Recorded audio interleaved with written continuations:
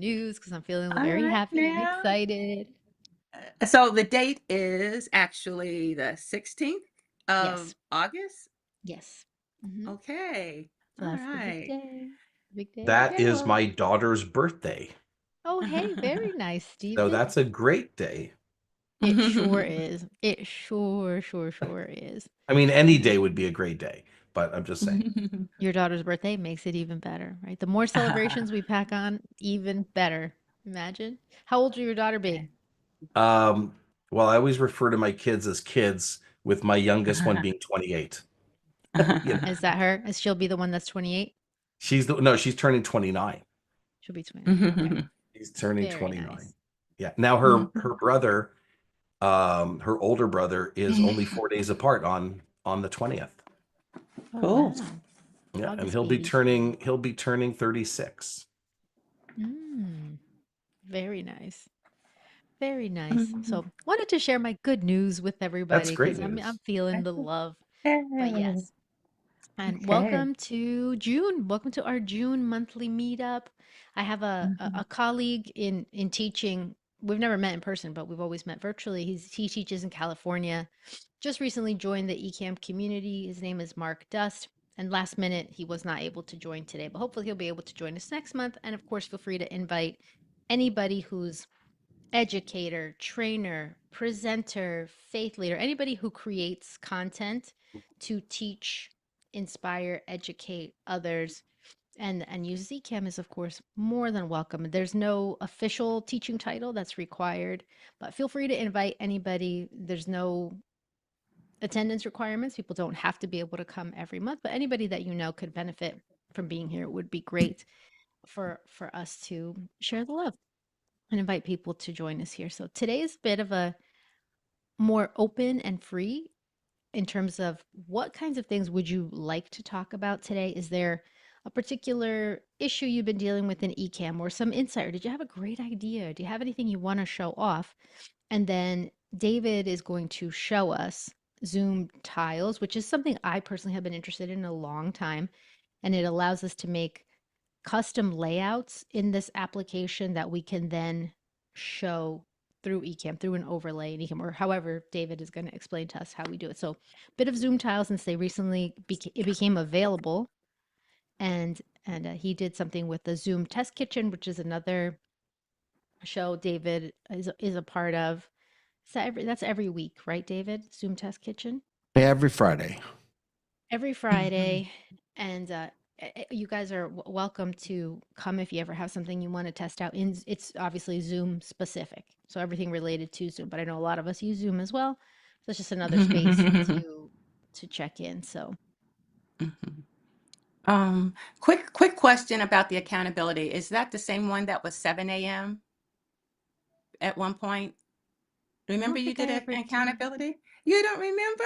the Thursdays a at 7 a.m. one. it wasn't 7 a.m. my time, 8 a.m. your time maybe? No? I could swear I came to you until Christmas. I think I may have stopped. I don't. Doesn't mean that's not That is true. so Just don't funny. recall at the moment doing one so It was the early. But last Thursday of the month, if I'm not mistaken, and you held oh, them. maybe that was one that I was a part of that I wasn't leading, but I know that there was somebody in England who was hosting something that I Hmm? had gone to You for a while. Could be, it could be, it could have been that one. Could have been that one. okay? Okay, but I thought you were hosting it. I'm positive. But I might be a little mistaken, but I know I would come and you had that new way to enter with characters or something. It was different the way we entered, as if it was a little animated. But I'll ask you later. I'm gonna find Okay. it. Okay. Yeah. Maybe it's entirely possible I did do something and I Yeah, don't recall. yeah, and That is uh definitely possible. this is 2025, so it was around before Christmas that I was doing it. So I don't it's not in here. I'll figure it out. Okay. Mhm. Okay. Okay. All right. And I see Tana, thank you for your messages in the chat and say you're interested in filming teaching chunks in Ecamm for an asynchronous program and using Ecamm to launch a podcast. Are there resources that you should check out on these? Yes, there definitely. definitely are 100%. And I'm immediately what's coming to mind for me, and everybody else feel free to chime in here with thoughts. So a lot of people use Ecamm to record, batch record content, videos, whether it's for teaching or otherwise, making these videos ahead of time. And then second to that is the podcast. So Ecamm on the Ecamm YouTube channel, there is a whole entire show called The Flow, and that is Katie Fox and Doc Rock are the two main co-hosts. I know Luis, Mr. Camera Junkie, comes on there a lot, and that whole entire show is about using Ecamm to make a video podcast. So there are tons and tons of episodes, but it's specifically called The Flow. And then for creating and chunking videos, I mean, have you guys done the Ecamm course, the free Ecamm course with Alec Johnson yet? Or Daniel Chi? Todd, I'm gonna put that in the chat right now because I had just forwarded all that to my friend Mark, who had when he just joined Ecamm. So let me find that for you and I will. Thank you for that. I'd heard of The Flow. I haven't watched it. But I knew that there was something podcast related, but thanks for the reminder. And I haven't heard of Alec or Daniel, so that'll be interesting too. I love and your they logo, by the way, with the Yeah. flashlight as the bulb as the O. That's awesome. Oh, thank you. Did you say my logo? I wasn't sure what I heard. Yeah, with the light bulb with the O. Oh, cool. Thank you. Okay, so I am going to Alec and Daniel both and Neil also. Neil comes to our Ecamm for Educators. I'm going to grab you his channel in just a second too. I'm going to put a few resources. And Alec while you're looking Johnson, for resources, like part of it is just the fear and intimidation of going, like doing it. So I have to take ownership for that part because I can't just hide behind technology because I've worked through a lot of those bugs already. And here I yes. still sit. Well, and I think that's definitely where at least I'll volunteer myself, and I'm sure many people around the table right now would volunteer as well. We're more than happy to practice with you. So you have some reps under your belt before the actual go live time. So that is definitely something that we can help with. And I'm just going to That'd be grab awesome. Yeah, because it just helps you feel more confident when you've done it before and you've practiced. And we're kind of just all like, you could actually practice here, Tana. We can get together and you can take over for 10 minutes. Just ease you into like you lead this as if this was your show, your program, and we're your guests for just 10 minutes. And then you get that little bit of practice into. So we can definitely ease you in and help you out to make sure that you feel ready and comfortable to go live. Oh, sweet. Thank you. Yeah, definitely. So I'm putting in a bunch of good resources. First one is Neil's YouTube channel. He has a lot of instructional videos. Then Alec Johnson, he has the Ecamm Live Masterclass that's free.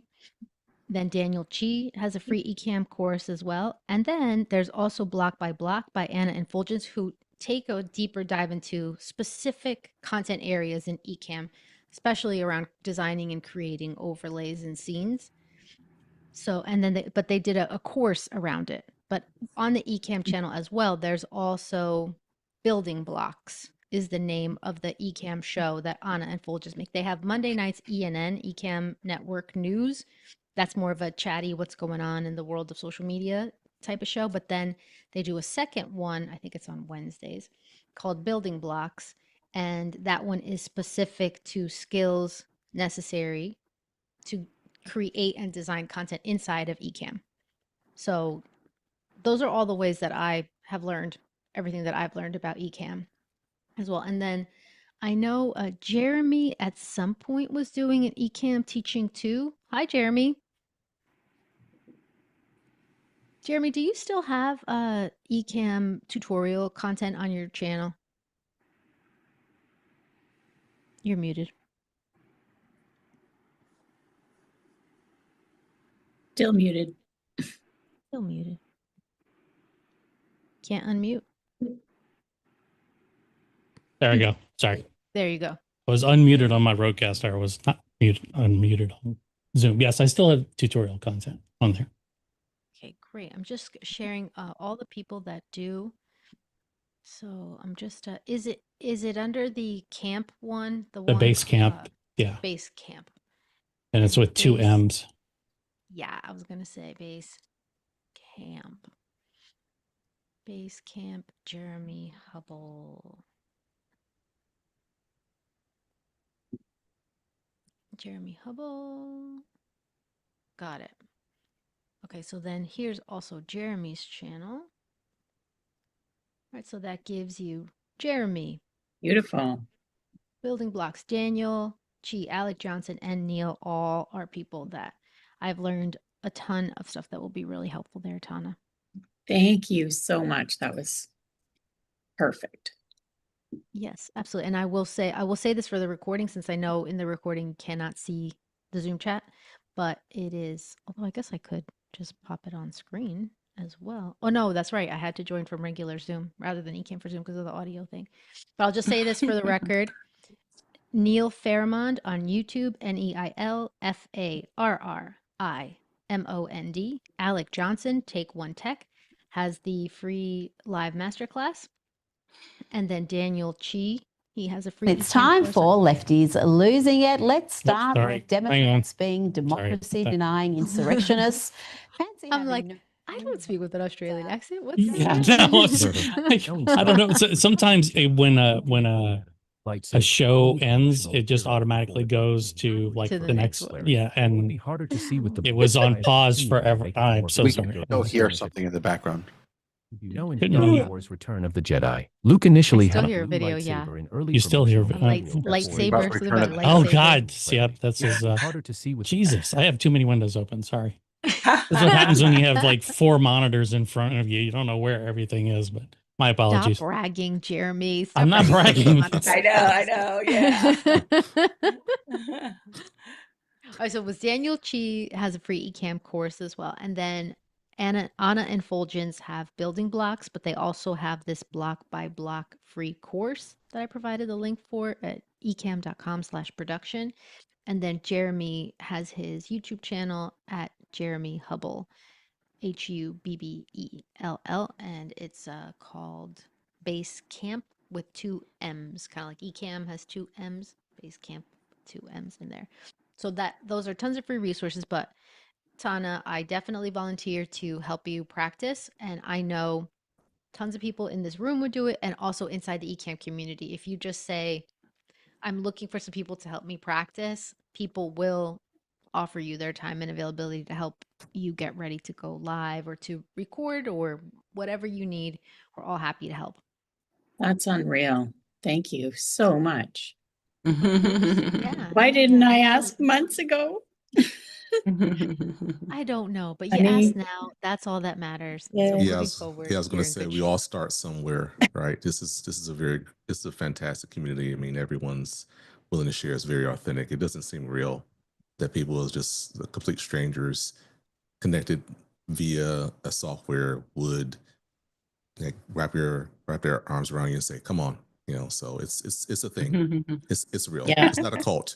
It's not a cult. I trust. Believe me, it's a great group. So yeah. No, definitely not. But and I will also just say, if you ever ask and you don't get a response, try again. You know how it is with social media. Sometimes people see it, sometimes they don't. Sometimes other things just took over. So don't be discouraged if you ever don't get a reply. You could always ask us here. It doesn't have to be the month that we meet. You could always drop a message in the Discord or privately. You guys have my information. If I don't know the answer, I can always find somebody that does. So yeah, we're here to help each other. That's for sure, right, Darren? Absolutely. Stephen, over to you. You've been patiently waiting. Yeah, not at all. It's great to hear, all the resources. I'm definitely a product of the product. So I went through all of these when I started, everybody including Adrian, I mean everybody, and I wouldn't be on this show with you today if it wasn't for all the embracing that everybody did to get me to what I consider an incredibly accomplished intermediate user, you know? So, because I'm not bold enough to say, well, expert, forget, but advanced, nah, I'm still working on advanced.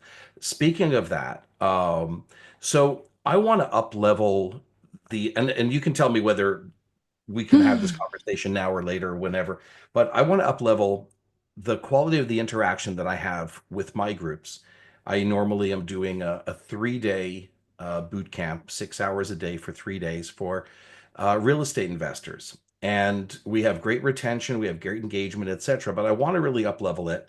And I've struggled with things like Stream Alive, finding that they're just not as I don't know what the word I'm looking for. They're not as robust or as sexy or as whatever as I want a lot more control over. And the other platform whose name shall not be mentioned um, has some users on those platforms that are pretty interesting as to what they're doing with their own servers. And basically, I could do some of that with widgets.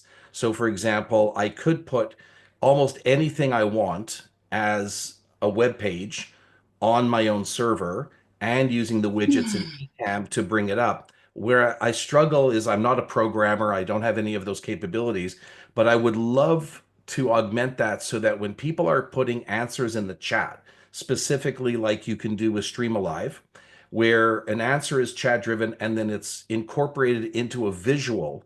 So like a say me campaign, when you say, all right, everybody say me, instead of just all the me's coming up in the chat, the me's translate to little heads or little icons or little things across the screen.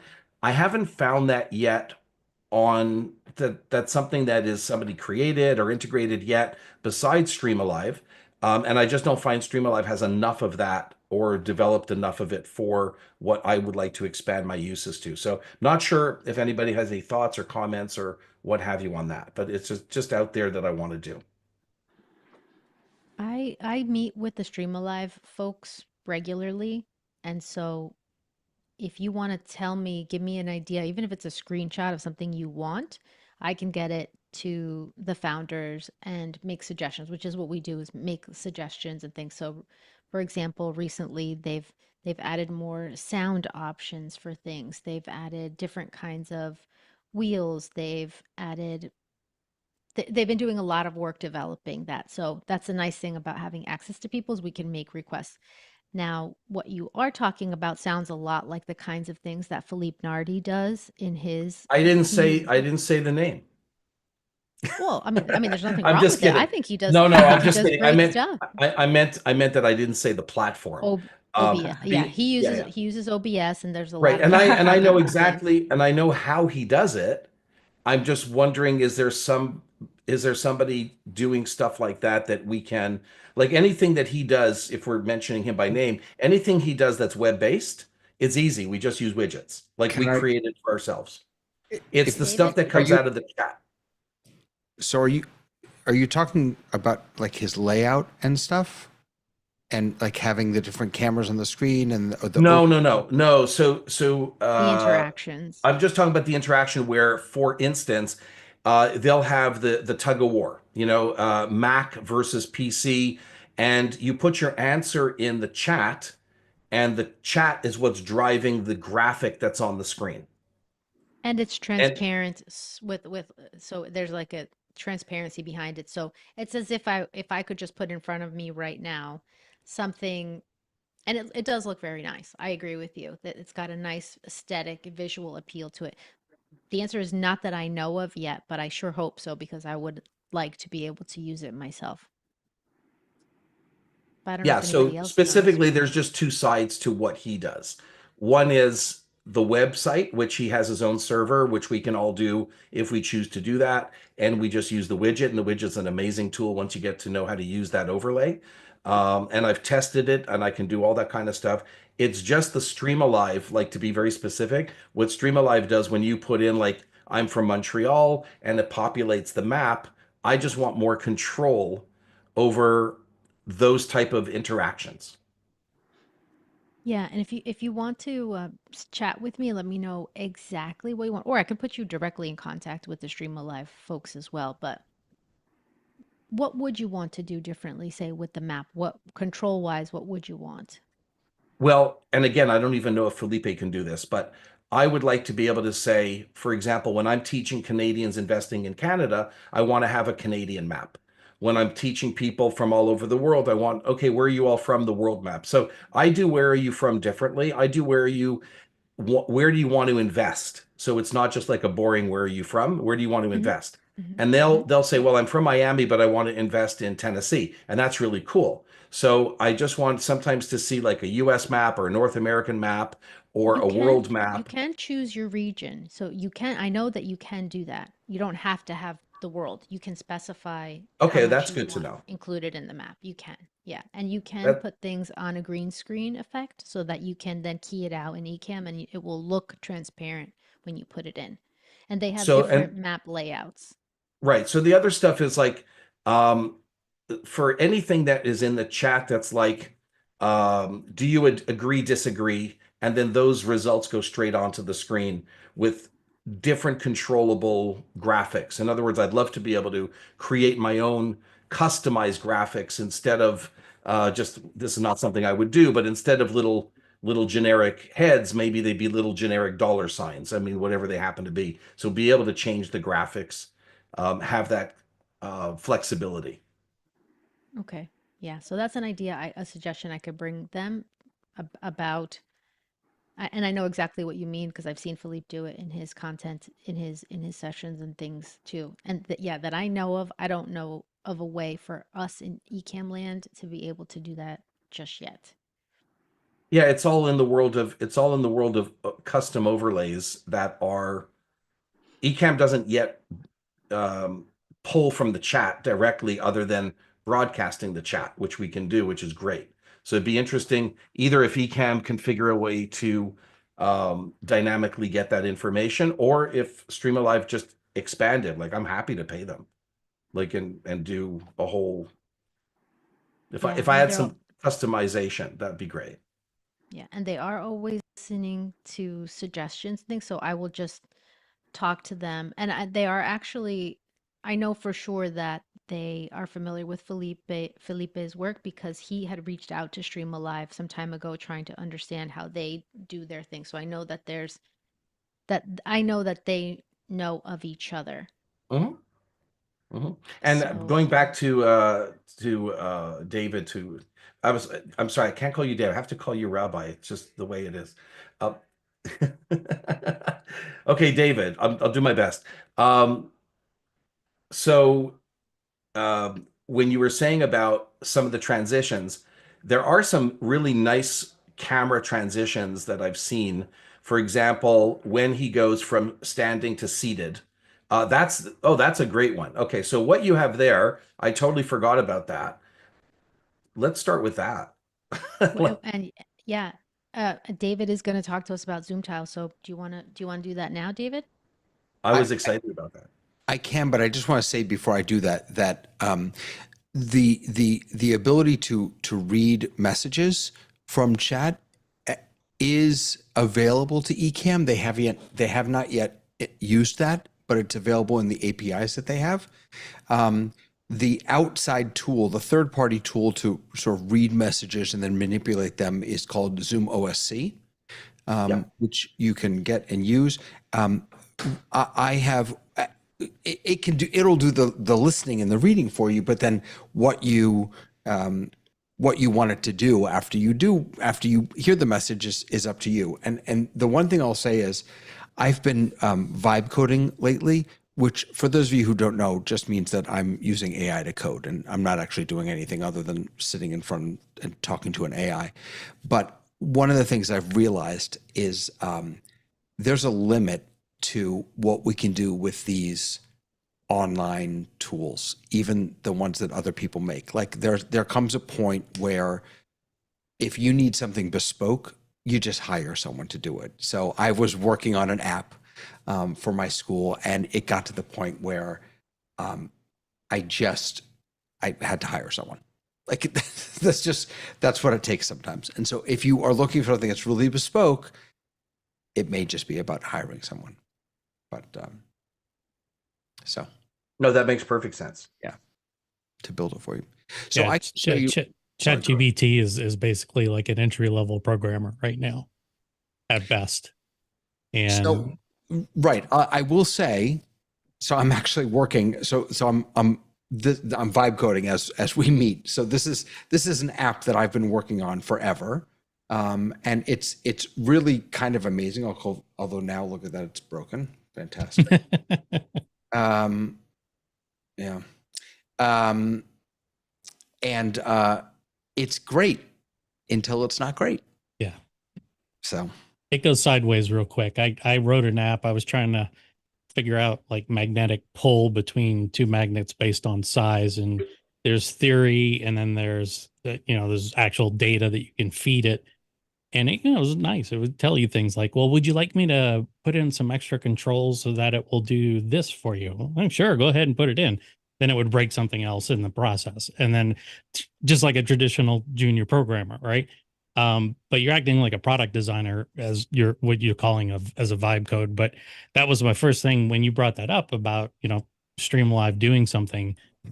Chances are there's probably at least widgets that could be coded up. I do find that it's much better at JavaScript type applications than it is binary apps, things like that, stuff you have to compile. So no, just a thought, but you should play with it. It's fun. It really is. My other thing, by the way, since you guys are rather tech beyond me, is the idea of responsive slides becoming something that we could actually use in the not too distant future. Because my slide decks, for example, are I'm very slide heavy because I'm doing a lot of very specific teaching and training. And there's definitely a use case for it without being just annoying, just all you can over interact and just annoy everybody. So that's not the purpose. The purpose is the minimum balance between being smart and clever and engaging. I have 3 days in which to do it, so I do look for a little bit more snazzy stuff to keep people in, with their eyeballs on the screen. And the next thing I was looking at was responsive slides. So I don't know if anybody was thinking about that or incorporating that, or is it not ready for prime time yet? I'm just curious. What are responsive slides? It's basically, from what I understand, and again, you're asking a novice on this side, basically it's coding inside of something like PowerPoint. So you can code, there is a way, allegedly, I haven't done it, to code within PowerPoint, what do you call it? The comments, the notes, where you can get the slides to do certain things based on triggers. And they're responsive in and around the same way that, depending on what happens, you know how a screen goes either bigger or smaller, depending on what it's responding to. Same idea. It's like a choose your own adventure slide deck. Yeah, very much so. And that's what I'd love to do. It's funny you mentioned that, but it's choose your own investing path for me. And then it changes, which is kind of cool. But again, I need people, that can flush that out before. And some stuff is, I hear about it too soon. And then I'm wasting a lot of time because it hasn't hit prime time. There's one application that I really haven't played with it except once, but it's called Gamma.app, and it now animates.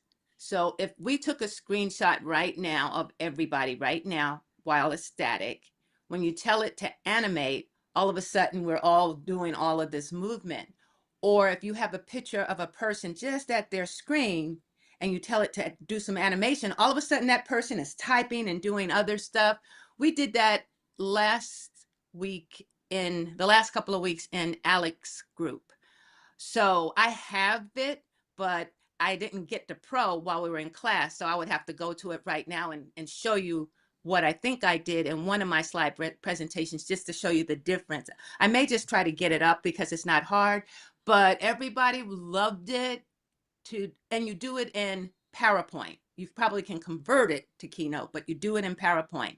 And it was like Alec was up there making all these different slides. And then the guy's name is Brian Kosak. He loves Gamma.app. And so he was showing us all these tricks. So that is something that could make you say wow, because it made them say wow. And it just animates the pictures, and you can do different backgrounds with it and all of this other cool stuff. I will try to Oh, find I'm what I'm shaking my head because, of course, yeah, don't you know that I have a paid pro version of Gamma that I you didn't do. know it could do that. Yeah, so it just came out like two or 3 weeks ago, maybe two. And so go Okay. ahead and look where you do it and say animate the picture, but you can do funky stuff within it, and it changes backgrounds and other stuff. So you would probably like it. Okay. Yeah. Thank you for that. Thank you. Mm-hmm. Yeah, good tip. Good tip, Sunny. Thank you. Gamma.app. And yes, Tana, that is the correct link there, the one that you put in the chat. Gamma.app. Yeah, Yeah, that's it's all. free. That's right.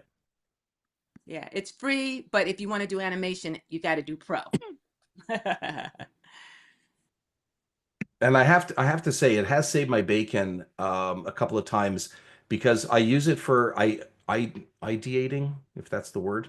Mm-hmm. Just, I use it for that purpose. And then what I do is I say it's a crazy process that I use in Gamma. I basically give Gamma the AI of what I want to create my slides to look like. It does a pretty good job. I export that to PowerPoint. I open it in Keynote so, because it doesn't have a native PowerPoint. And I then create a new file and then I slide across as we can in Keynote. I slide the slides that I like and I get rid of the ones that I don't. And I change a little bit here or there. But it has like, oh, can you do a presentation this evening at 7 p.m. for a half hour? It's like, yeah, what's the topic? And we want to know about the new tariffs on real estate investing. Perfect. AI, boom, boom, boom. There it is. You'd think I worked on it for days. But Exactly.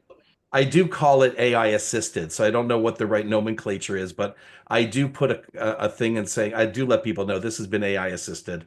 Um, well, more in case it's bad. So I can blame the AI. Yeah. And I do know that Stream Alive is about to almost wrapped up or has just released the ability to work directly within PowerPoint. It's unfortunately not as easy to do with Keynote, was what I was just told at the meeting earlier yesterday. So I do know that there's a converter to take keynotes and convert them to PowerPoint because Keynote will automatically open a PowerPoint presentation, but not the other way around. PowerPoint won't open Keynote. So there's a converter, but there's so many tools. I'm going to share another one that's interactive. It's also slides, presentations. Canva is, of course, a great one too for interactive slides, but this one is genially.com. Just another resource. I've used it for like quiz kinds of things in my classes. It does mean learning another tool and creating content inside another tool that you would then be able to share as an overlay or however you decide to do it. But just putting one more out there called Genially that I find to be interactive.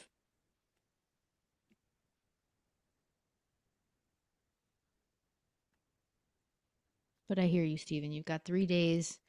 You want to make it interactive and dynamic. And, we do have lots and lots of good tools. There's Well, one the other the that keep, number the number one thing I need to accomplish, the retention is excellent. So my retention is usually 98, 99% throughout the 3 days. But as we all know, retention is a bit of an unknown because people can step away from their computer leaving it on and you have no idea whether they're really engaging or they're not engaging. So I do use a lot of polls and quizzes to be able, and I don't move on unless I have 75% responses, and people know that. And I've waited uncomfortably for 3 minutes for to get 75%. Those are some of the things that I do right now just to make sure that the engagement is at least a minimum of 75%, or sorry, the attention is at least that, because you can't do it just staring at a screen and trying to see all the people. Dr. Sunny, you maintain this. Sometimes I don't know if you're live or if you're not there because you got this great look that's like, oh my gosh, it could be just somebody took a great photo of, right? And there you are. And then there's people like me that move around a lot. So it's kind of interesting. Yeah. People ask me, why do you smile so much? I said, you know what? I didn't even know I was smiling because I'm just smiling too. And they just look at it. Did you know that you can where is it, everybody? In overlays or output, you can do a photo of yourself and make that your as if you're in the meeting, but you're just a still picture. Is it overlays or let's see, output options? It just lets you take a photo of yourself, but it becomes your profile picture while you're in the meeting. And I imagine at some point they'll do the video version soon. Well, Yeah, apparently in Gamma we can just do that, right? And we can just that's pretend we're actually doing something. yeah. Every few seconds you blink or something, right? Yeah, yeah. I learned how to do it, and I went, oh, save photo as overlay. Okay, so I'm smiling. Okay, I should be still now. Hold on. Overlays. Wait a minute. Recording and save photo as overlay. I was under the impression it should be a still now. Hold on. And it's not a still, but that's what it used to do. Let's put it that way. If you save the photo as an overlay, it's supposed to become a still. And then when you want to get rid of it, you just swipe it out of the way. But I It learned does that too. it does that too, but you choose the save photo rather than save photo as Just save overlay photo. for this Okay, for yeah. the JPEG. Yeah, Oh, okay. And it stays yeah, right on in your window, right? yeah. Wherever your default location is to Yeah, save yeah. information. Yeah. So there's a distinction between Yeah. the overlay and the photo, but yeah, and Yeah, that's so for a great too few for minutes. professional shots too. Oh, okay, cool to know that too. And Yeah, that's right. Ta- Hmm. Tana, you have a question about Mentimeter. I have used Mentimeter, but because I have access to other tools, I don't pay for Mentimeter, and it gives you I think two free polls at a time. And so I have used it, and the way that I've brought it to life in Ecamm is by doing something like this, where I'm basically sharing it. So this is a scene that I've created where I'm sharing a second monitor, and then this layer here is basically the content of my second monitor, and it is set to screen share Ah. that Chrome browser. Mm. So that's my Mentimeter, and then as we run through it in class, and I'll ask a question, how much do you love design? And then these will come up in the class. So that's the way that I'll use any tool, Keynote, Mentimeter, Stream Alive, any interactive tools by doing it this way. And then I've also done ones where I've created it more as a square shape rather than a wide rectangle. But you can adjust the shapes and all that. But that is the way that I've done it in class. I don't know Thank if you. I don't know if that's a way to bring it to life, but it is, It's it's something like it's it's more something. than losing it in that Zoom screen share because I don't know, that kind of Oh, yes, yes, definitely. You doesn't can't mess with doesn't that. really do it for me. But I have the overlay of the QR code that I bring up as on my Stream Deck. But I took a screenshot of your like put you beside it, and what a good idea. I Hmm. didn't do Hmm. just to remind me, like Absolutely. at my tech level, Mentimeter's been my best way to engage that interaction, but I love hearing what Stephen's saying. Like when you get that all figured out, I'll come watch what you've put together because I love that, but I'm not there yet. I'm in Yeah, kindergarten. but Tana actually if you use Streamalive as it is, because I learned from Tatiana as well as watching some of the videos, it does do a lot of, it's fun because you don't have to leave Zoom and you ask questions. Whether Tatiana, you should show us real quick, Yeah, to be I can, honest. I I will. love it. I Pull it up. still need to practice it because I only knew how to share it from Zoom and I haven't had the time yet to practice it coming through Ecamm. So like she just had it right in that box. I think that's just really cool. It wakes up Zoom people from the little times I've done it. And it even does an emoji. You can ask it to do an emoji, but it's after a while, it's probably just the same. But I like it because you don't have to go out of Zoom. And for my audience, a lot of times that's helpful. Yes, that's mostly my audience. That's really all they want. Like I can't ask them to do more than that. Mhm. So let me show you if so I can do like a full demo next time, but I'll just show you from Mhm. a screen share perspective rather than having you guys Okay. answer directly in the chat and like letting the bot in and all that good stuff. But Oh, okay. okay, so here is, and I would just need to size this properly because I have it set up for a crop window. Let me just bring it in. And it's not 100%, like I would get rid of the white spaces, but this is pretty close. So I would ask, where's everybody joining from? Or like Steven said, I ask alternative map questions. Like I'll ask my students, where would you like to start? What city would you like to begin your careers in? Or where's the most recent place you wish you could visit? So we could ask all kinds of like location related Hey, questions. excuse me. Can I ask, are you in spotlighted? I was pinning Rabbi. That's why I am seeing you instead of Tatiana. So sorry. Oh, no, Okay. no Yeah, I was, problem. when you pin, you can't see the other people, apparently. Right. And now I am spotlit for your viewing enjoyment, guys. Here's a stream alive. And so uh the nice thing is that everybody answers directly in Zoom versus having to click on something, go to a different program, open up a new window. The response is once I request for the stream alive bot to come into the Zoom meeting, it's all connected and I can even on the spot zoom into a particular place. I can set it for different regions, but and then I can also pull up some data on the locations. Like, oh, look at that. In Paris right now, it's 77 degrees compared to, so we could also have weather related questions or different things about that. So that's the nice thing about the map. And you can still do, this. A lot of people prefer the standard wide look. I like to switch it up a bit and make things different. And you can customize, you can use your own colors. You can now make your own presentation templates.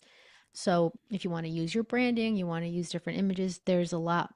And this is a more recent, like within the past couple of weeks release, where we can actually make our own presentations and customize everything to look the colors that we want. This is one of the templates that I've used within the tool. So I'll just go through. These are all like standard types of questions. The tiles falling. We just recently requested that the font sizes be bigger in this relative to the tiles. So that was one that's going to be changed. Emojis coming in, types of things. So that's the way that I'll use Stream Alive in the classroom like this. But I do like that it happens right in Zoom. My students don't have to open up anything else at all. I do find that extremely helpful. Hmm. Cool. Yeah, Thanks. yeah. Hmm. For sure. So, David, talk to us about Zoom tiles because it does give us another level of interaction and people love seeing themselves on screen. I mean, within Ecamm, we can bring guests on screen with us, but it's not fast. It's like I have to assign this person as guest one, two, three, four, five, bring them in. And I do this in class when I have my students practice being co-MCs for a particular segment, and I bring them on screen with me. You guys know how that works, right? Like if I assign, then I would make camera placeholders for two other people here. They would be right beside me. But there's this other tool. David, kick it over to you.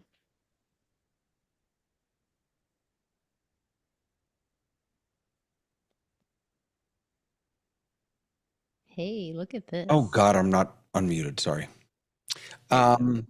Right. So this is a tool called Tiles, Zoom Tiles, which has been out in beta for a while. It just went live for the rest of us last week.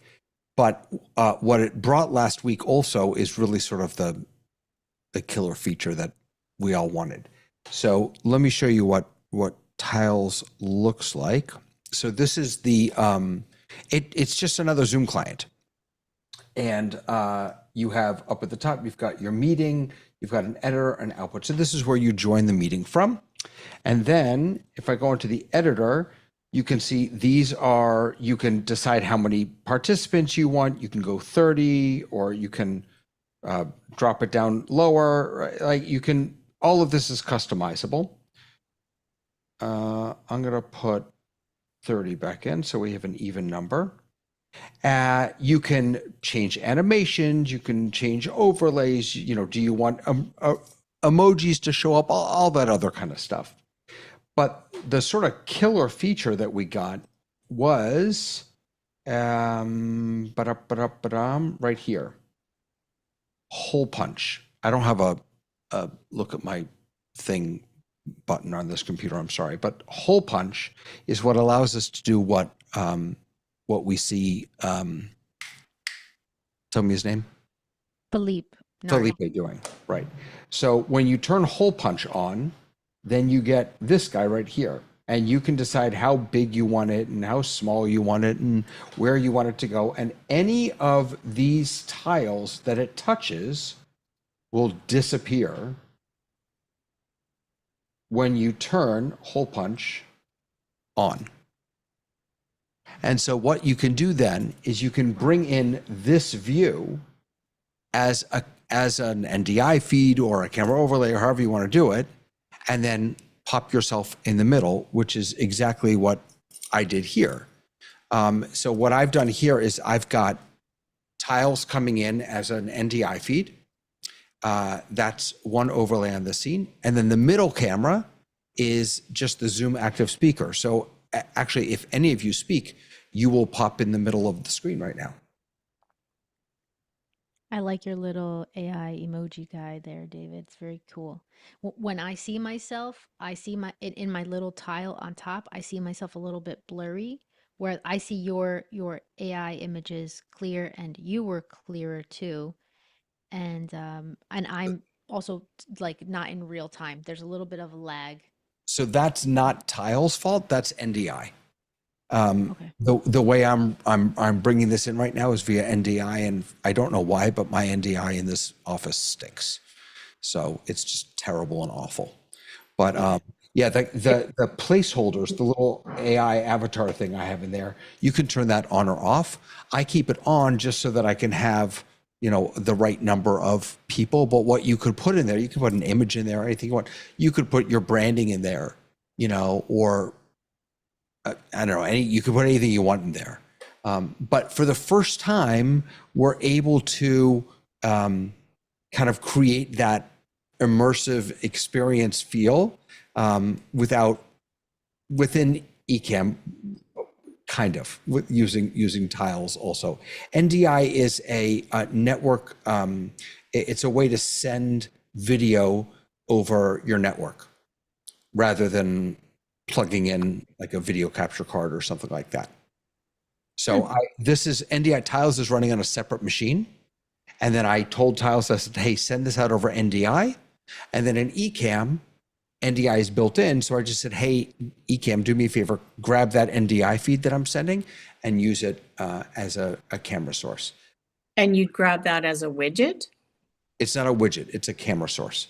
It's a camera. So if I bring you into Ecamm over here, in this scene, I've got two cameras. I've got the Zoom active speaker, which is the middle camera. And then I've got David's, let's see what this is called, David's Mac Mini tiles display. So that's how it just shows up in my camera list. All my NDI feeds show up here. And if you don't see it, you might need to go up to camera and then, where is it? Show in, include in switcher. You may have to turn it on or off. You can see I've got a whole bunch of NDI feeds here that I don't use, so I turn them all off. So that's just basically a different scene. Is that right? So I built a scene. Within Ecamm. You built Right. So I a just scene built a within scene. Ecamm, and you're bringing in your NDI camera, which is connected to your Zoom tiles that you've loaded separately. Right. So this is this is the most basic scene you could possibly build, to be honest with you. Yeah. There are two things in this scene, all three things. There's the background, and then there are two camera sources. Zoom active speaker, which is in the middle, and then that NDI camera. That's it. There's literally nothing else going on in this scene. That's amazing. I love that. What is It's really cool. What does Kat's video explain? Oh, what NDI is? What NDI is, yeah. Gotcha. Nice. And are you using then Zoom into Ecamm? You can't do that in just regular Zoom, right? No, you need to use Ecamm because you have to build the scene. Gotcha. You can't, Perfect. I mean, there are ways to kind of manipulate this within Zoom. Absolutely there are.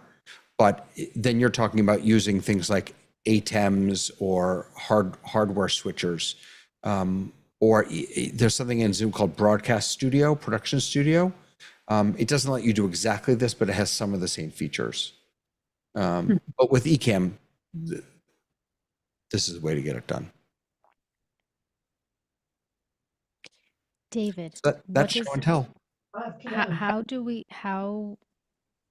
what does it cost? How would we be able to access it? Sure. So if you go to zoom.us,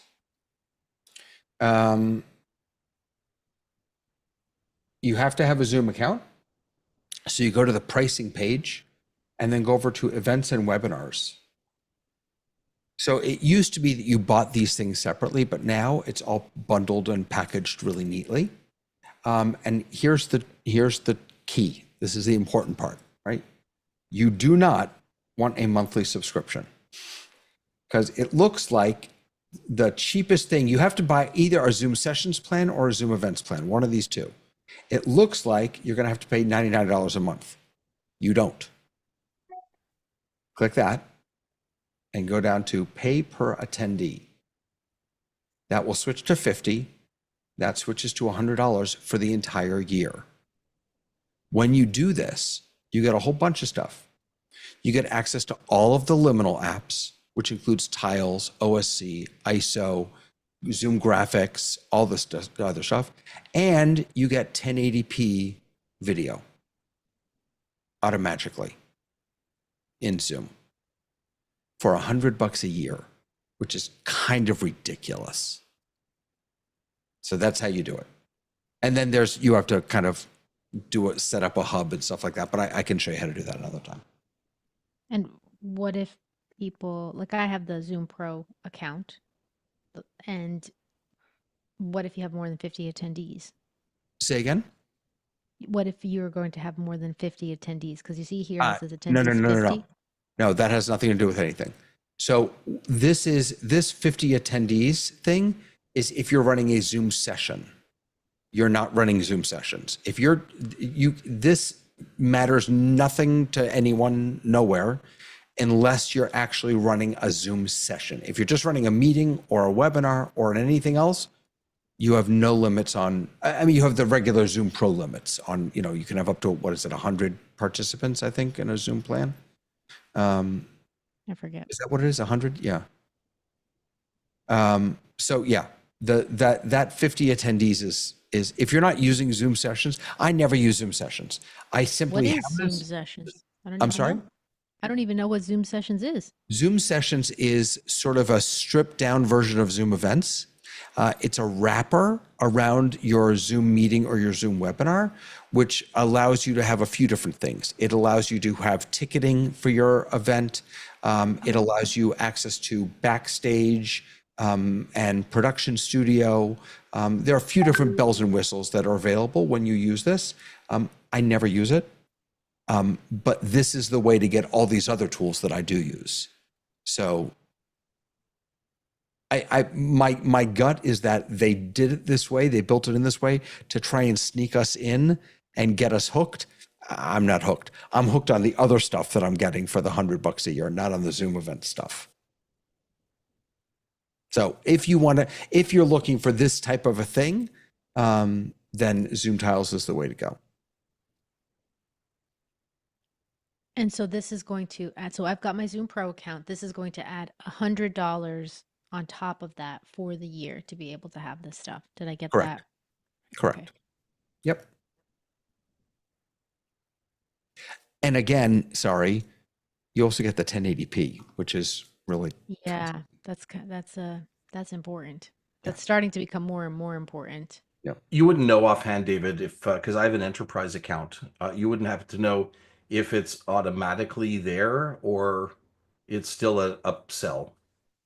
No, it's your enterprise account that's a Zoom account. This is it's an events. It's a completely different account. Okay, gotcha. It's still an upsell.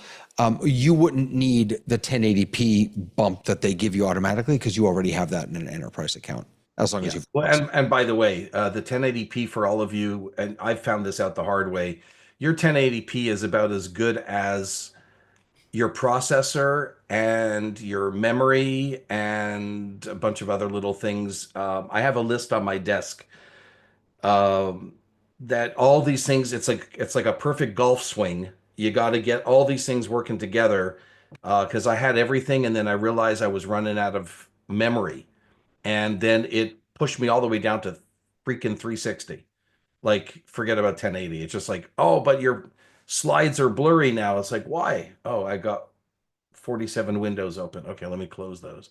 So, and now I run my activity monitor, not just my bandwidth guide that's inside of Zoom and the one that's inside of Ecamm. I run my actual Mac activity monitor to see what Mac is telling me that I'm using. And if I go anywhere above the green, if I don't have at least 25, 30% of that memory, what do they call it, headroom, I know that my 1080 is not going to go at 1080. So that's my number one reason, by the way, of upgrading to the M4.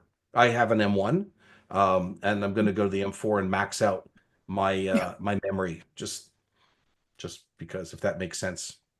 So it took me months to figure out that it was a me problem. I used to blame it on Zoom. Oh, it's a Zoom issue. I thought it was a me issue. Yeah, it's definitely I run Activity Monitor. It's one of those things that I have set to open it, log in. It's always running. And you don't put it on the CPU tab, you put it on the memory tab. And that graph that you just mentioned, mine's actually yellow right now, and I've got 350 megabytes of swap. And that's another issue that you have to worry about, in terms of resource usage. So it doesn't matter what Zoom's capable of. If your machine is just suffering with too much overhead, it doesn't matter how much money you're paying Zoom. You're not taking the full overhead advantage. the overhead died really quickly, Jeremy. When I found this out, it died because when you add Ecamm, which has some overhead, Yeah. Zoom has overhead, Yeah. and then I was running Chrome and Safari because of different applications, and then I was running Keynote, and then sharing like that through there. It's like, oh, okay, even though you're supposed to have room, you don't have room anymore. Yep. So it doesn't. The only advice I would tell anybody is make sure you have enough memory.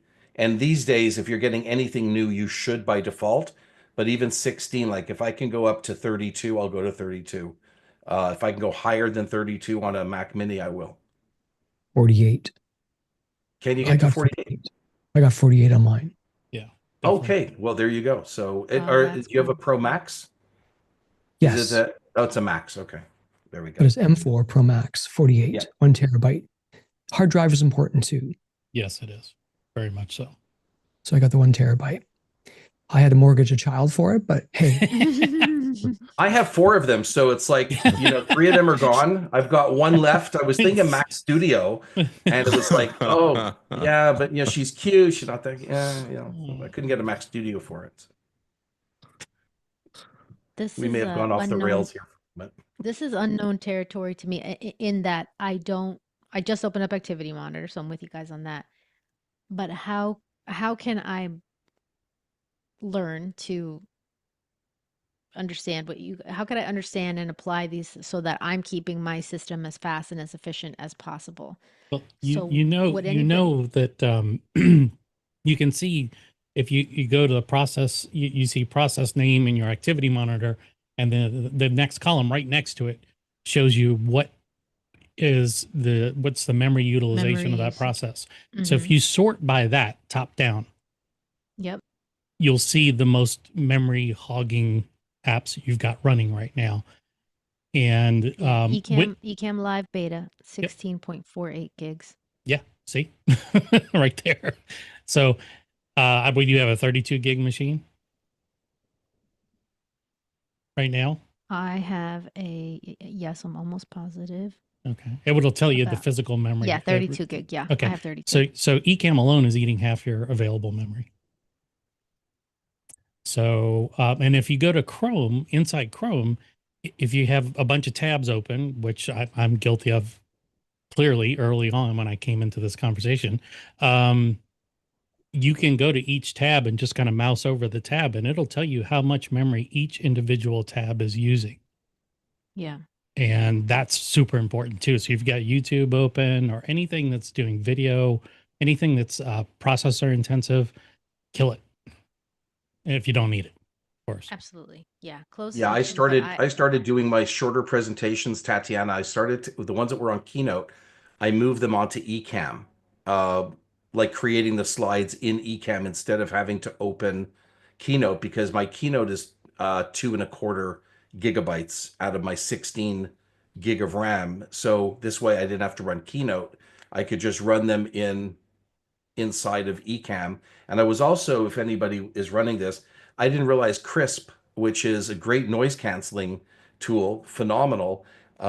Crisp tells me right now 1.6 gigabyte. So when you're 10% of my memory is used up for noise canceling. So it goes really, really fast. If I could give any advice from my limited knowledge, it's to boot clean and to check your background, what's running in the background. Turn off your backups. I use Backblaze and Time Machine, and I turn them off so I know nothing's running. And I just minimize as much as I possibly can. I minimize. I've taught myself either to open Safari or Chrome, but not both. So again, helping out along the way, and I can sneak by and make it work. So you should, if you do have 32 gig, you should have no trouble, but you might have some other stuff that's running. Like I've opened Canva to demo something, and then all of a sudden, boom, because I ran the Canva app and I didn't run Canva within the website. So same thing, you could do that with Gamma. You accidentally open it there versus there. And once you get used to paying attention to, like Jeremy said, once you start looking at your activity monitor and you organize them by the most usage by name, you start to recognize them really quickly. And then before you start whatever you're doing, you'll just see, oh, okay, well, I've got my Canva open and my Canva is taking 129 megabytes. Okay, that's not terrible. But if you're near the top, it's going to, I don't know what Zoom needs in headroom. I don't know if any of you know this, what Zoom needs in headroom of available processor on your side, because it's apparently reading the processor and then serving up video based on even your processor. So I'm not sure if it needs 20% or 30% to be able to do that, but it might be worth knowing what that magic number is. Well, keep in mind that the M architecture, the new M series chips, that's a unified architecture. So it doesn't matter, the GPU and the CPU are working together to serve up Zoom to you. So they're not discrete like they used to be in the old days that most of us grew up in. But now it's shared memory across all of that, and so the Mac is handling all that stuff in the background. Zoom is asking the Mac for whatever it can get, and the Mac's dishing up whatever it can give it. But to the extent that Zoom has any real control over that is somewhat limited. I'm just imagining that when it reads there's not enough resources, it's not going to serve up at 1080p. It's going to drop down. Right. I mean, So guys, this is crazy. I'm looking at my activity monitor. There are so many things open, even though I don't have very many things open. I mean, it even says that that camo, which I have, that I do not have open is taking up some room here. But the big one is there any way to get Ecamm to not take up so much memory? I mean, 16 gigs, it's a lot. So what Ecamm is going to do and what the Mac's going to allow it to do is use up as much as possible. So I'm running Ecamm right now as well, and I have a 16 gig machine. I'm only using 745 megabytes. So, but I've got other processes running right now, so it's keeping Ecamm at bay. But certainly, with Ecamm, we all know that having one massive library or a profile of just a bunch of different scenes is a big no-no. Yeah. That's the one thing that you can do to kind of rein in Ecamm as a user from memory utilization. Yeah, that's The true. more stuff it has to preload, the more taxes or more taxation it puts on your system. Mike, you have been waiting very patiently with your hand raised. Talk to us. Well, it's good to see everybody. I have a little bit of an Ecamm event news. Would I be able to share that? Sure. This is probably more for Stephen and Tana. You were mentioning about Daniel Chi and Fulgen. They're going to be in our area here on Friday for I think our very, very first Canada event in Toronto. So I know saw Stephen. that. So good. Yeah. Yeah. So we're pretty excited about that. We were trying to work that together. So at this point, we're going for dinner and then, of course, just going to hang out and talk Ecamm language, I guess. But would I be permitted just to go ahead and put that into the chat area if there's somebody Oh, in the yeah, area? of course. Absolutely. Is anybody, where in Canada is it? In Toronto. Toronto. Anybody? Does that work for anybody? Depends when and what time. I'm in Montreal. I just drove straight there and back this past weekend, Michael. I literally went, yeah, Yeah. because North by Northeast was in Yeah. Toronto this weekend. My daughter was performing, and I Okay. drove for an 11 p.m. show. She Sure. finished at midnight. I was back on the road at 12:20 and back in Right. Montreal at 5 a.m. So it's not Wow. beyond me to do that. Well, the nice thing is, it looks like Kat's going to be there as well. So Brian's going to be there and a few other Canucks. So if you're in the area, it looks like we've got a good dozen people. If not, we have capacity for 20. So we're going to Joey's place at Lime Ridge. Oh, sorry, not Lime Ridge, but Yorkdale area. So it's a good evening to kind of hang out if you want to talk Ecamm and meet the real avatars. That That's is really so cool. great. You just put That's that in the awesome. chat? I believe so. Okay. I see a link. Yes. Yeah, it's there. It's the That first is so ever exciting. Ecamm Canadian beer crawl, Canada. right? That's right. So we'll have maple syrups, some poutine, and a couple other items too. Pricker's Red. That is so great. I look forward to seeing some pictures about this. Yeah, And, it's going to be a Michael, blast. Yeah, pass on early evening pictures. Save the late evening pictures for. Yeah, for no You photos don't after want to 8. do survivor pictures. You're right. It's not.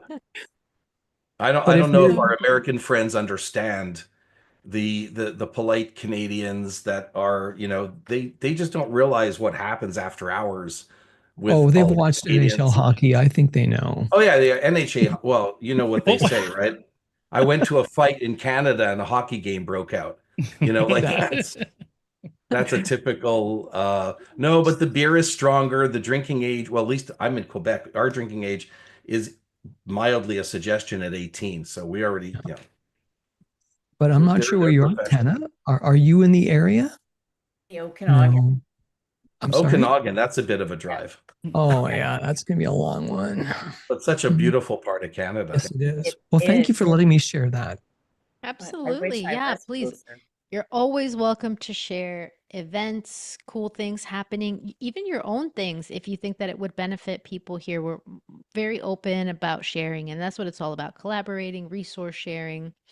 And if you guys have created any content that would be relevant, you want to share your videos, that's fantastic. David has a lot of stuff that he shares about technology and all of that too. So you want to make sure we just help each other out. That's really the really, really, really cool thing. I am actually quite interested in my activity monitor now and wanting to make things better. So thank you very much for bringing that up today, guys, because I don't really pay attention. I also don't seem to have any issues, but I with your know one of computer. With my computer. Right, Yeah, I mean, I right, have yeah, so- issues, not with my computer. I don't seem to have any trouble. But you mentioned, Stephen, that you adjusted your workflow to not share Keynote and did mostly in Ecamm. However, when I thought about doing that, that bloats up my profiles big time. So I have decided to keep Keynote as my dominant source of information and then create scenes and then be able to, because it's just easier to update inside of Keynote than it is Oh, inside of Ecamm no doubt, from a no doubt. design I point of just view. keep them there as well for the longer stuff that I do because I have no choice. 400 slides, I just Exactly. don't have much of a choice. But I have said because we're all educators here, presumably, one of the things I've done is I've gone on a Zoom, sorry, Keynote slide diet, and I've literally my first challenge was 2 weeks ago. How do I get rid of 100 slides out of 400? And I did it. Oh yeah, And no, it did that seems so much, Stephen. what, 100 or 400? I I Well, guess it 400 depends on is the amount of time, but it's the amount of builds, it's the amount of like some slides, 30 slides go by one after the other. So it's not like by themselves. But yeah, so now my goal is to get it down to 150 slides total for 3 days, 50 slides per day. That's my for 6 hours.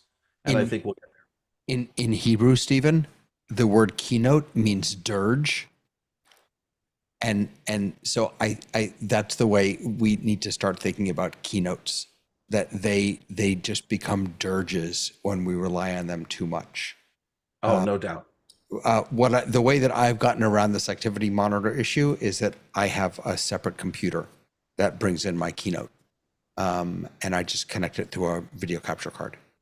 So if you have an old computer I lying think around, just use that, and then yeah. it's great. So, such a great point, such a simple point. Which one of my Mac Air 2013 should I Exactly. use? Exactly. I got one I here, I have got one there, I got one holding the door open. It's like not really holding the door, it's just a funny thing. Yeah. holding the door open. It's a door Well, it's stopper. kind of Yeah, funny this because you don't throw them out for some reason.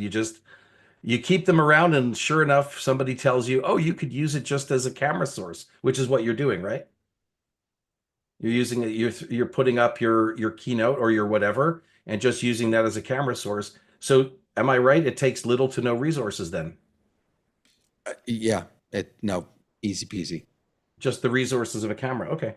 Yep. that's my game plan, David. I have my older 27-inch Mac from 2012, and I have it as a login from a second Zoom account, but I can do that from my laptop. Or what I actually think is I will use my laptop because it's newer to run Keynote and Oh, use but you and don't share log from. into the Zoom. No, so two separate things. I'm saying two things at once. Put a pause on the Keynote thing for 1 second. I'll log in from my other computer on a different Zoom account so that I'm logged in as two different accounts in case I lose one. I'm still there as the professor of the class. I'm still there connected somewhere else. So that's a separate thing. That's how I've been using the computer, but I think a better use would be grab my laptop and use the laptop because it's newer. Because when I connect the HDMI and the cam link on the old computer, the graphics are all there. It still looks nice, but it just looks a little bit not as nice as when I use a newer device. So I think that that's a good use for my laptop is let my laptop run Keynote and Yeah, then that's share it from there. that's exactly what I do. So I've got another computer, my little laptop, not little, but my laptop running a keynote, and I'm just Yeah. bringing it as a camera source. So I will need an HDMI cable and another cam link, Yeah, to do which that means I right. need Yeah, a place to and connect my the cam advice link. also, because I have connected, but not for that purpose. Do not cheap out. You're saying cam link, so great, but I've gone through 3 or 4, for lack of better word, made in some province in China that is 14 The syllables long. generic, the generic That ones. they just can't handle it for a, the duration of time. I could get away with it for an hour or two. For some reason, maybe they're overheating or whatever. I just said I'm going to just suck it up and just pay the money for what's reliable. And I found One other brand I forget, but Camlink has always done the job for me.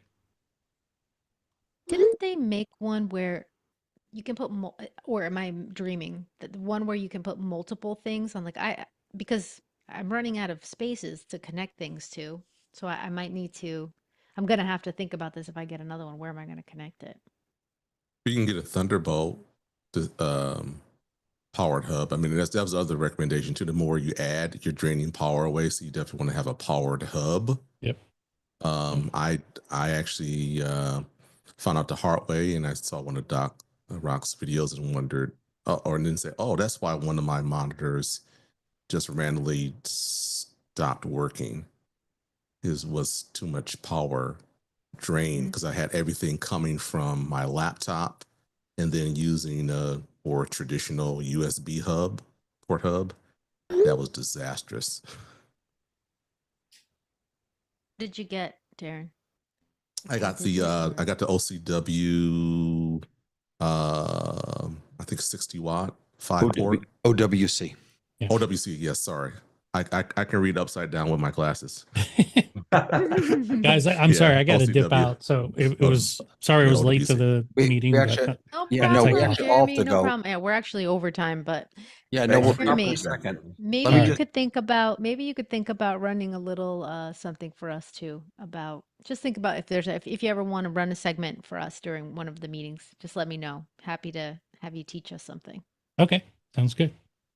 Thank you. Real quick, just because Tana asked, yes. So what I'm doing now is I've got, it's downloading, it's taking forever, but whatever. I've got Keynote open on my iPad. If I go into here, so now I don't have it sized correctly for Keynote, but same idea. You just bring the iPad in as a camera source. Nice. Yeah, I didn't realize that a big fat profile, which I have created so that I have everything, adds memory, because I only have an M1. So that was a good thing to learn. Yep. Yeah, learned a lot yeah, of Tana. things It's a tough thing because same for you. I have some some profiles that are just like, oh, I just need this for this, but in a semester, I need so many things all in one, but I do have some duplication. I know I could go in and clean up probably 40% of what I have in the profile. So that's going to be my job too, is to clean up and debulk my profiles. Well, and Geraldine, thanks for the recommendation there with the CalDigit Thunderbolt 2. Thunderbolt 4, but I meant 2 as in also. Yeah, sure. Welcome. I had a question. Do you guys do a similar setup with video? So I do virtual workshops where part of the workshop includes multiple short videos, 2 minutes, 5 minutes, 3 minutes. Yeah, I mean, I can answer that. I do in my workshops, I do a number of videos. Can you be specific about, like, the question is like, how do I bring them in, or? Yeah, you were talking about taking some of the resources off your main computer and connecting a second computer via HDMI, like a PowerPoint presentation. So my presentations aren't PowerPoint, they're mostly videos with me doing voiceovers. Instead of me doing live demos, I do a portion of live demos, but a big segment is videos that I do a voiceover on because I don't want to have to repeat the demo live. It's better to just do it video so it just can keep playing over and over again for those who need to see it again. So for me, what I can tell you is, change? Sorry, Steve, let me just ask one quick clarification question. Are the videos going to need to change often, or will change infrequently? I make one scene per video. And so when I need to run that particular demo and talk about the demo, then I just run that scene. So for instance, I have a workshop coming up and I have 15 different videos and they vary in size. Of course, they're all compressed and all smaller files. Okay. And the video itself, you don't need to change it often. It's just when you have that particular session, you'll play the same video. Oh, yeah, same videos. Bye, David. Thank you. See you next time. Thanks, David. David has to run. Okay, so Stephen, over to you to let us know how you work with your videos. Okay, so I've done both. I've embedded the video in Ecamm and no issue there, but I haven't paid attention to see how, if anything, that's bloated the profile that it's in. But I also run certain videos that I tend to change through testimonials and things like that. I do 2 to 3 minute testimonial videos, and I also have one relatively longer 10-minute video. I actually just open them in QuickTime, and I play them as a source through Ecamm. So it's like an app, and it's like, like any other app that you're taking from, and it's just cropped. You're doing a And screen that, share, Stephen, well, not a Zoom screen share, but a screen share, in yes. Ecamm. Screen share In overlay. correct, a screen share overlay in Ecamm, and that hasn't seemed to be an issue. But for the ones that don't change, like for example, my 10-minute countdown is a video inside with the timer overlaid on top of my video. That is just permanently inside of a scene that's already built with the video as put in as a video source. Okay. Yeah, Okay. just a good point to think about, Geraldine. What is evergreen? And perhaps that might be thought of differently as things that might change often. But one way, just open it up and have a screen share overlay to share you a second screen if you have a second monitor, or bringing them into Ecamm, which would bloat your profiles depending on the length of the videos as well. Or you could also add your videos to a slide sharing tool like PowerPoint or Keynote, and then have them all in one place and play it from there. Okay, I was just wondering if it was if the number of videos were a resource hog for my computer, and if it would be more beneficial, because I think someone was saying that even if you have 1080p, it's possible for it to be downgraded because of the challenges with the resources with your computer. So if I moved it to a laptop and brought it in as a camera, put all the videos, say, in a queue in Keynote, would that be a better option in terms of quality for my students, or even potential problems with a computer? And right now I'm using an M1, and hearing this discussion, it sounds like I need to upgrade, even though I have, what do I have? I think I have 32 or 62 gigabytes of RAM and enough storage. I mean, so far, I haven't had any complaints from my students about quality or That's anything, good. Because but they would let you know. I don't want to wait until it happens. That's the thing. I mean, if you want to guarantee, oh, sorry, I just bought my microphone. If you want to guarantee, especially if it's just, let's watch this video, and you in that moment are not as important, and the importance is video, and then we know Zoom screen share is going to work well. So I think that Yes. that would be a case to just share directly from Zoom, the green up arrow, the green, and then have your video ready to go, or videos ready to go, and share it directly from Zoom, because they do, I almost want to say guarantee the quality of the video in Zoom screen share. The problem is most of us don't want to be tiny little chiclets in the corner, because when we share, we also need to be there.